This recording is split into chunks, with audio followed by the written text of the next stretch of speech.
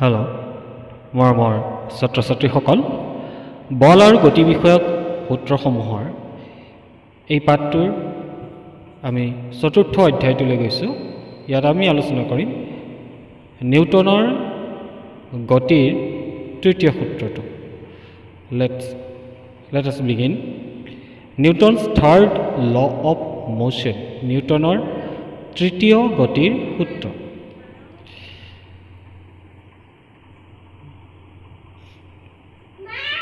গতি বিষয়ক তৃতীয় সূত্ৰ, থাৰ্ড ল অফ মোশ্যন।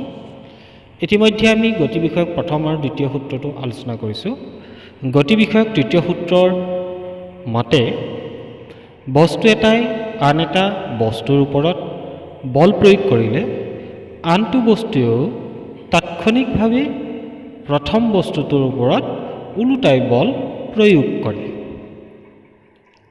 অৰ্থাৎ কোনোবা এটা বস্তুৰ ওপৰত যদি বল প্ৰয়োগ কৰা হয় তেনেহ'লে সেই বস্তুটোৱেও ওলোটাভাৱে বল প্ৰয়োগ কৰে। এই দুয়োটা বলৰ মান সদায় সমান হয়, কিন্তু ইহঁতৰ দিশ বিপৰীতমুখী হয়।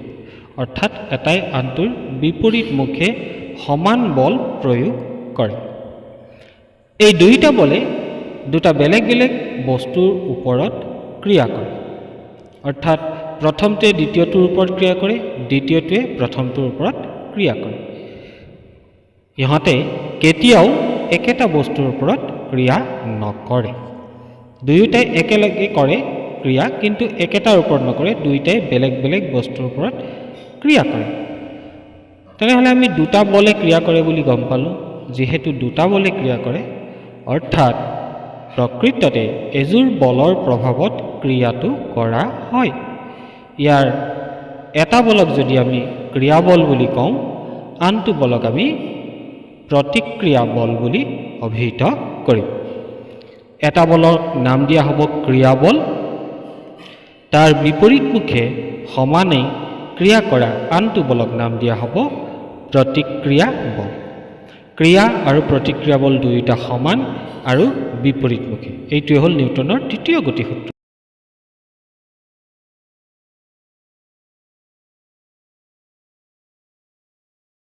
Examples of action force and reaction force. প্ৰথম বল, ফুটবল খেলিছা, ফুটবল খেলোঁতে খেলুৱৈ দুজনে বলৰ সলনি দুয়োৰে ভৰিত খুন্দা মৰা নিশ্চয় দেখা পাইছা।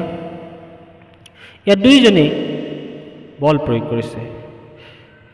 যিজনে খুন্দা মাৰিছে সেই বলটো হ'ব ক্ৰিয়া বল, আৰু তেওঁ যিটো দুখ পাইছে অৰ্থাৎ ওলোটাভাৱে তেওঁকো এটা খুন্দা অনুভৱ কৰিছে, সেই অনুভৱ হোৱা আঘাত পোৱা বলটো হ'ল প্ৰতিক্ৰিয়া বল। এইবাৰ ধৰি লোৱা স্প্ৰিং তোলাচনী এখন আমি বেৰত, যিটো মূৰ লৰচৰ নকৰাকৈ থাকে, সেই মূৰটো দৃঢ় আধাৰ বা বেৰত এটা গজালত লগাই লওঁ। আনটো মূৰত আন এখন তোলাচনী, অৰ্থাৎ দুখন তোলাচনী লৈছোঁ, স্প্ৰিং তোলাচনী, আনখন তোলাচনীৰ দৃঢ় মূৰটো লগাই ল'লোঁ। লগাই লৈ এতিয়া স্প্ৰিংটোত হাতেৰে ধৰি, স্প্ৰিঙত য'ত ওজন দিয়া হয় তাত অংশত হাতেৰে ধৰি আমি টানিছোঁ, বল প্ৰয়োগ কৰিছোঁ। টনাটো বল নহয় জানো? এইবাৰ টানি থকাৰ সময়ত তোলাচনীকেইখনৰ পাঠলৈ লক্ষ্য কৰা, মানলৈ লক্ষ্য। দুইখন তোলাচনীতে একেধৰণৰ মান পাবা। প্ৰথম যিখন তোলাচনী বেৰৰ দৃঢ়ভাৱে লগাই থোৱা হৈছে সেইখনত যিটো মান পাবা, তুমি টানা দ্বিতীয়খন তোলাচনীটো সেই একেধৰণৰ মানেই পাবা। ইয়াৰ কাৰণ হৈছে টনা বল, এইটো ক্ৰিয়া বল হ'লে তোলাচনীখনিৰ প্ৰথমখনৰ বল হ'ব প্ৰতিক্ৰিয়া বল। দুয়োটা বিপৰীতমুখী কিন্তু সমান, নহয় জানো? আৰু কেইটামান উদাহৰণ চাওঁ। আমি যে ৰাস্তাত খোজকাঢ়িছোঁ, খোজকঢ়াটো ক্ৰিয়া প্ৰতিক্ৰিয়া বলৰ উদাহৰণ। ৰাস্তাইদি খোজকঢ়াও ক্ৰিয়া আৰু প্ৰতিক্ৰিয়া বলৰ উদাহৰণ। আমি ৰাস্তাৰ ওপৰত ভৰিৰ পেশীয় বল প্ৰয়োগ কৰিছোঁ, ভৰিৰে পেশীয় বল প্ৰয়োগ কৰিছোঁ। পেশীয় বল প্ৰয়োগ কৰি ৰাস্তাটোক পিছফাললৈ ঠেলিছোঁ, এইটো ক্ৰিয়া বল। এয়াই ক্ৰিয়া বল, ক্ৰিয়া কৰা বল। ইয়াৰ ফলত কি হৈছে, ৰাস্তাটোৱে সমানে আৰু বিপৰীতমুখে প্ৰতিক্ৰিয়া বল প্ৰয়োগ কৰি আমাক আগলৈ ঠেলি দিছে, যাৰ ফলত আমি ৰাস্তাইদি খোজকাঢ়িব পাৰিছোঁ। তাৰ ৰাস্তাইদি খোজকঢ়া বল প্ৰক্ৰিয়াটো কাৰ্যটো ক্ৰিয়া প্ৰতিক্ৰিয়া বলৰ উদাহৰণ। এইখিনিতে এটা মন কৰিবলগীয়া কথা, ক্ৰিয়া আৰু প্ৰতিক্ৰিয়া বলৰ মান সদায় সমান, কিন্তু দুইটা বস্তুৰ ক্ষেত্ৰত সদায় কিন্তু সমান ত্বৰণৰ সৃষ্টি নহ'বও পাৰে। কাৰণ ত্বৰণৰ সৃষ্টি ভৰৰ ওপৰতো নিৰ্ভৰ কৰে। বস্তু এটাৰ ভৰ যদি বেছি হয় তেনেহ'লে বস্তুটোৰ জড়তাৰ মান বেছি।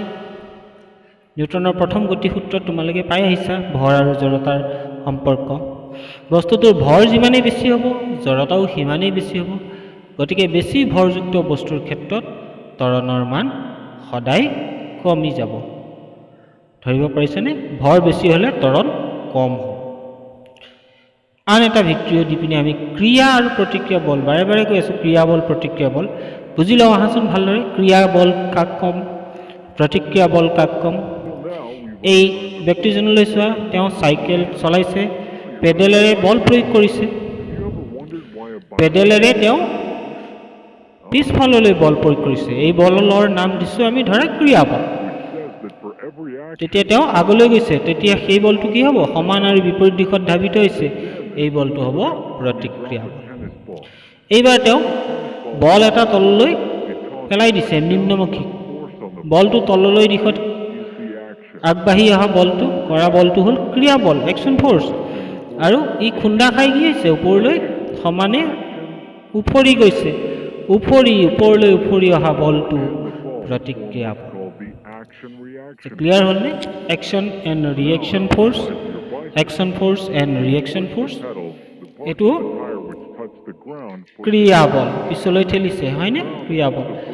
তাৰ ফলত চাইকেলখন আগলৈ গৈ আছে, এইটো হ'ল প্ৰতিক্ৰিয়া বল। দেট ইজ একশ্যন, ৰেডটো হ'ল একশ্যন, বেকৱাৰ্ড ডিৰেকশ্যনত কৰা বলটো হ'ল ক্ৰিয়া বল, আৰু আপৱাৰ্ড ডিৰেকশ্যনত তেওঁ আগবাঢ়ি গৈছে, এইটো হ'ল প্ৰতিক্ৰিয়া বল। বন্দুকৰ গুলি ফুটাওঁতে বন্দুকৰ গুলিটোৰ ওপৰত ক্ৰিয়া বল প্ৰয়োগ কৰা হয়।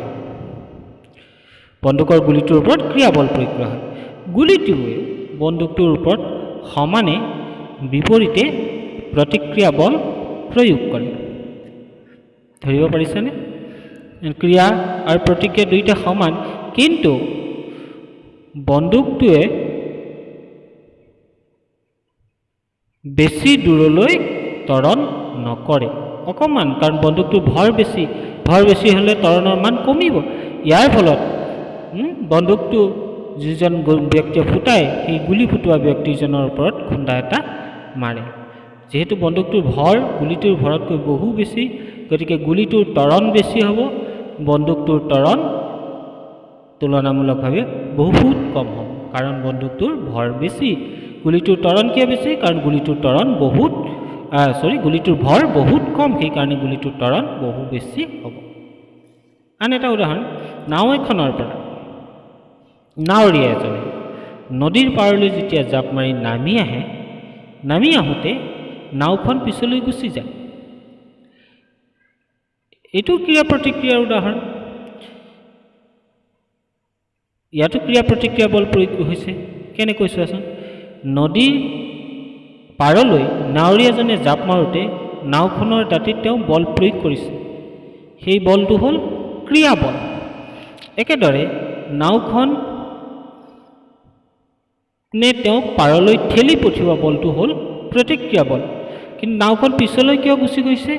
কাৰণ ত্বৰণ ঘটিছে, হয়নে বাৰু? নাওখনৰ ত্বৰণ ঘটিছে।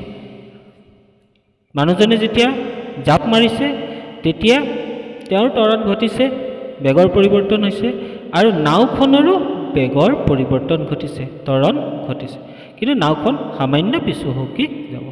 চ' এইখিনিয়ে হ'ল নিউটনৰ তৃতীয় গতিসূত্ৰ। ইয়াৰ অনেক ব্যৱহাৰ আছে, দৈনন্দিন জীৱনত আমি পাই আছোঁ। পৰৱৰ্তী সময়ত আমি ইয়াৰ পৰা ভৰ, বেগৰ সংৰক্ষণৰ নীতিৰ বিষয়ে আলোচনা কৰিম। চ' থেংকছ ফৰ ৱাচিং।